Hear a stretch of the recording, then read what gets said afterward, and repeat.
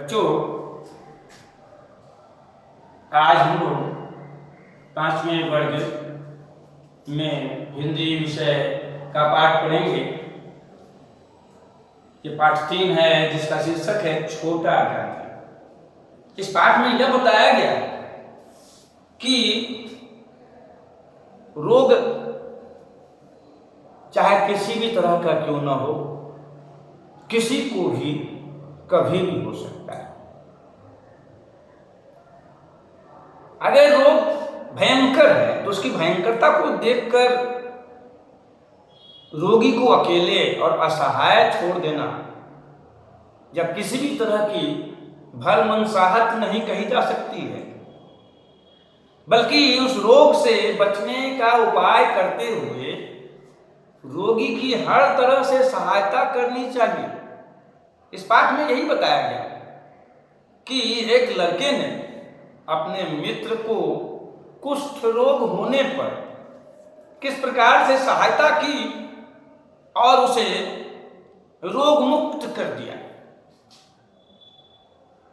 बहुत बड़ी बात कही गई है।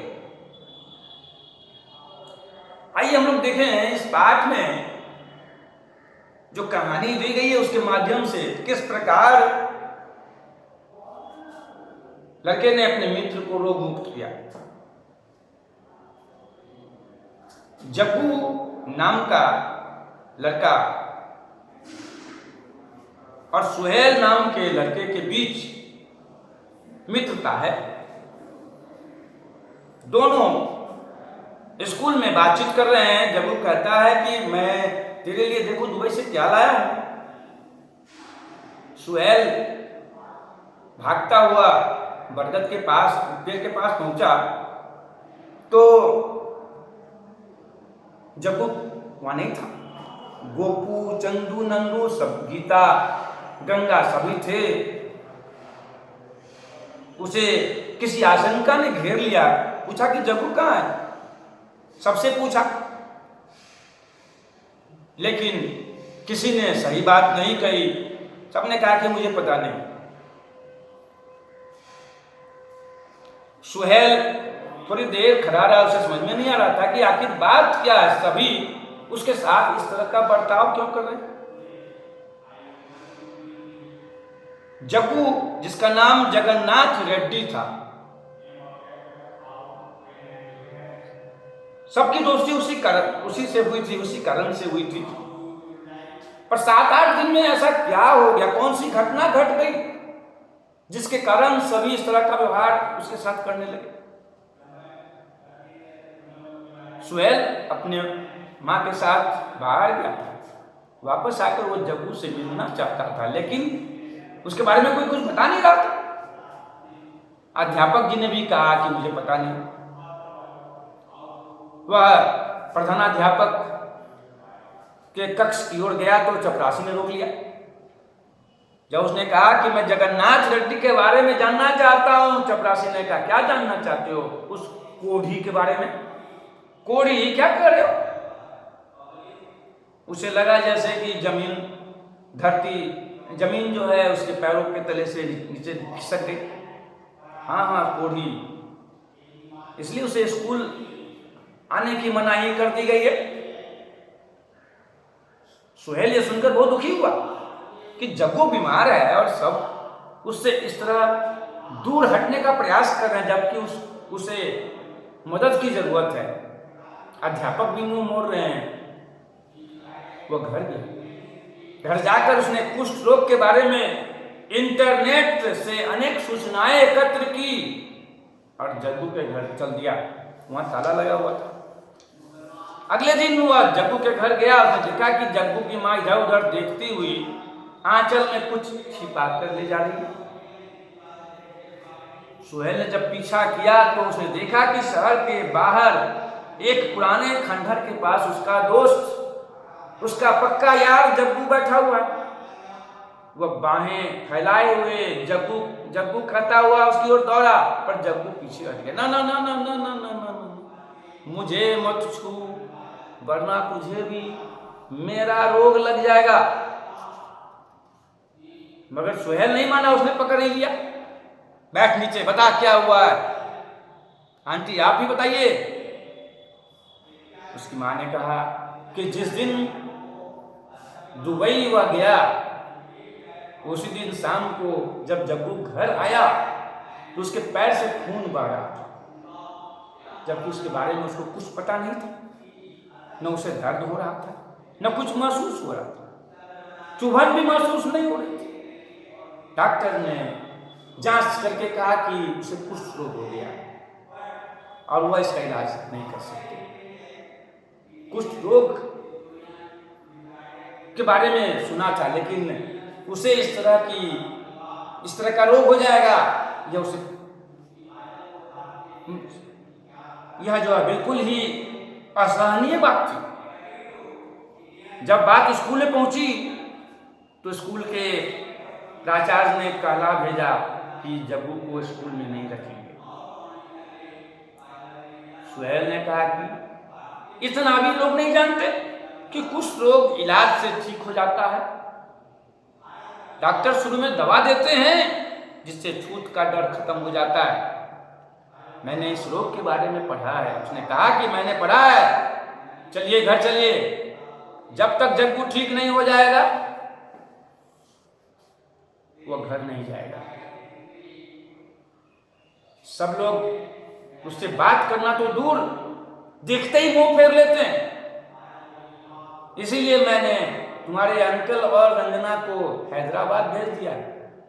ठीक है, कोई बात नहीं, लेकिन आपको मेरे साथ सरकारी अस्पताल चलना होगा। मैं दावे के साथ कहता हूं, मुझे पक्का विश्वास है कि इलाज करने के बाद जब वो पूरी तरह ठीक हो जाएगा। सभी उन्हें लेकर सरकारी अस्पताल के कुष्ठ रोग विभाग के डॉक्टर विमल कुमार से मिले। अगले 8 दिन जग्गू और उसकी मां इलाज के लिए डॉक्टर के पास लगातार जाते रहे। डॉक्टर कुमार ने जग्गू को MDT की खुराक देकर इलाज आरंभ की और कहा, चिंता की बात नहीं है, तुम 3-4 महीनों में पूरी तरह ठीक हो जाओगे।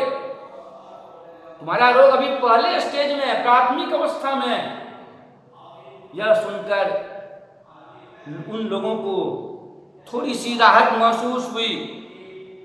जग्गू ने पूछा कि डॉक्टर साहब क्या हुआ, स्कूल जा सकेगा ठीक होने के बाद? क्यों नहीं, यह रोग छूत का नहीं है। पर स्कूल के अध्यापकों को, प्राचार्य को कौन समझाएगा? माँ ने उनसे कहा। सुहेल ने कहा, डॉक्टर साहब आप ही जरा चलकर स्कूल में बताएंगे सबको, तो उनकी जो गलतफहमियां हैं वो दूर हो जाएंगी। कुछ दिन के बाद गांधी जयंती जब आई तो डॉक्टर कुमार जग्गू को लेकर स्कूल पहुंचे। साथ में कुछ स्लाइड्स और चित्र भी लाए थे। बच्चों और शिक्षकों के सामने उन्होंने कहा कि आप सब चमड़े की चप्पल पहनते हैं, बैग का प्रयोग करते हैं। आप जानते हैं कि इसको किसने बनाया? बाबा आमटे या शिवाजी राव पटवर्धन के आश्रम में जो कुष्ठ रोगी थे उनका इलाज किया गया, वे स्वस्थ हुए और उन्होंने ये बनाई। तो क्या उनकी बनाई हुई चीजों को इस्तेमाल करने से आप में से किसी को कुष्ठ रोग हुआ? नहीं ना। वे कई वर्षों से कुष्ठ रोगों का इलाज कर रहे हैं, लेकिन उन्हें को कभी यह रोग नहीं हुआ और न कभी होगा। कुष्ठ रोग एक से दूसरे को नहीं होता है, न ही यह माता पिता से आता है या एक प्रकार के बैक्टीरिया से होता है। सभी लोग शांत होकर डॉक्टर साहब की बातें सुन रहे थे। डॉक्टर साहब ने स्लाइड्स दिखाए और कहा कि मेडिकल साइंस की इतनी प्रगति हो चुकी है कि कुष्ठ रोगी पूर्ण रूप से स्वस्थ हो जा सकता है। आप सब पढ़े लिखे होकर इस तरह की बातें करते हैं।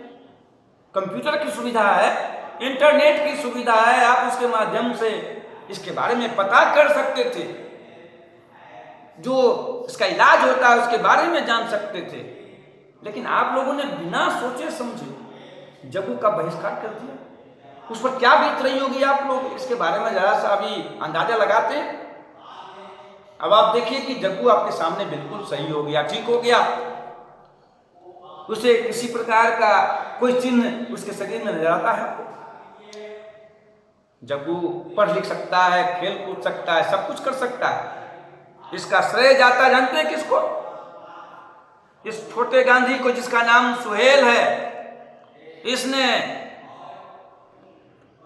इससे बिल्कुल ही क्या कहते हैं अपने आप को अलग नहीं किया, हमेशा उसके साथ रहा और ढाढ़स बढ़ाते हुए उसे बिल्कुल ठीक करके ही दम लिया। इसके बाद सुहेल को स्टेज पर बुलाया गया, सबने तालियां बजाकर उसका स्वागत किया। प्राचार्य महोदय को अपनी गलती महसूस हुई और उन्होंने डॉक्टर साहब के साथ सुहेल को उसके इस काम के लिए उसकी भूरी भूरी प्रशंसा की और उसे तहे दिल से धन्यवाद दिया। ये कहानी कितनी शिक्षाप्रद है यह तुम समझ ही गए होगे।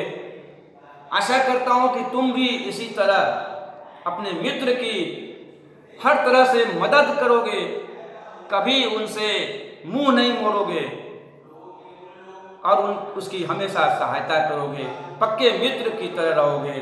धन्यवाद। अगला पाठ अगले दिन करूंगा।